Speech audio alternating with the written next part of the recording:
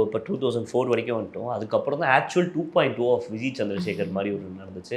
ஆரோகணம் படம் ரிலீஸ் ஆச்சு. நெறைய அப்ளாட்ஸ் நெறைய பேர் வந்துட்டு இவ்வளோ வருஷமா இவங்க எங்க போனாங்க? ஃபுல் டைமா நெறைய படங்கள் பண்ணியிருக்கலாமேன்னு. அந்த படங்கள பத்தி அதுக்கப்புறம் ஆரோகணம் ரியல் ஆரோகணம். ஆரோகணம்ன்ற மீனிங்கே வந்து டேக் ஆஃப். நிஜமான டேக் ஆஃப் தான் அது.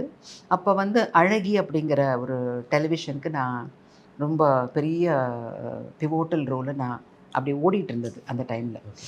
அப்போ வந்து Lakshmi Ramakrishnan again I should really thank her. அவங்க வந்து அவங்களோட ஓன் கதை இது. அவங்களே நடிச்சு, அவங்களே டைரக்ட் பண்ற மாரி இருந்ததாம். ஓகே. அப்படிதான் அவங்க எழுதிட்டாங்களாம். நான் ஒரு ஃபங்க்ஷன்ல நான் அவங்கள மீட் பண்ணேன். அவங்கள நான் முன்ன பின்ன பார்த்தது கிடையாது. அவங்களும் ஒரு கேரக்டர் ஆர்டிஸ்ட்டா தான் எனக்கு தெரியும். அவங்களும் ஒரு நல்ல மதர் ரோல்ஸ்ல வந்துகிட்டு இருந்தாங்க. என்னையே பார்த்துக்கிட்டு இருந்தாங்க. பார்த்துட்டு யாரோ இன்ட்ரோடியூஸ் பண்ணாங்க எங்கள. "உங்க நம்பர் குடுங்க. நான் உங்கள ஒரு 10 நாள்ல கூப்பிடுறேன்" அப்படின்னாங்க. எதுக்கு இவ்வளோ 10 நாள்ல கூப்பிடுவாங்கன்னு நினச்சு நம்பர குடுத்துருந்தேன். 10 டேஸ்க்கு அப்புறம் she calls me and she tells, "நான் ஒரு கதை எழுதியிருக்கேன். நானே நடிச்சு, நானே டைரக்ட் பண்ணணும்னு. ஃபர்ஸ்ட் டைம் டைரக்ஷன் இது. நான் 2த்துலயும் கான்சன்ட்ரேட் பண்ண முடியாது தெரியல. உங்கள பார்த்துக்கிட்டே இருக்கும்போது எனக்கு அந்த கேரக்டர் நிர்மலான்ற கேரக்டர்ல எனக்கு நீங்க இருந்தா நல்லா இருக்குமேன்னு எனக்கு தோணுச்சு.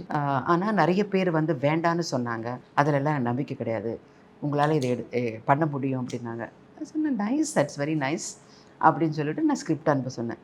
ஸ்கிரிப்ட பார்த்து படிச்சுட்டு நான் பயந்துட்டேன். இது எப்படி பண்றது அப்படின்னு. Because it has lot of dimensions. இந்த ட்ரூ. படத்துல வந்து ஒரு வெகுளித்தனம் இருக்கு, ஒரு வயலண்ட் இருக்கு, ஒரு நெறைய இருக்கு. பைபோலார்ங்கிற ஒரு இதனால it's mixed of yeah! Expressions. என்ன இதுக்கு இந்த அம்மா கேட்டாங்க இப்படி அப்படின்னு சொல்லி நான் ஃபோன் பண்ணிட்டு நான் சொன்னேன், "எப்பா எனக்கு பயமா இருக்கு பண்றதுக்கு. ஐ டோன்ட் நோ" அப்படின்ன உடனே, "எனக்கு தெரியாது நீங்க பண்றீங்கன்னு" சொல்லி வச்சுட்டாங்க.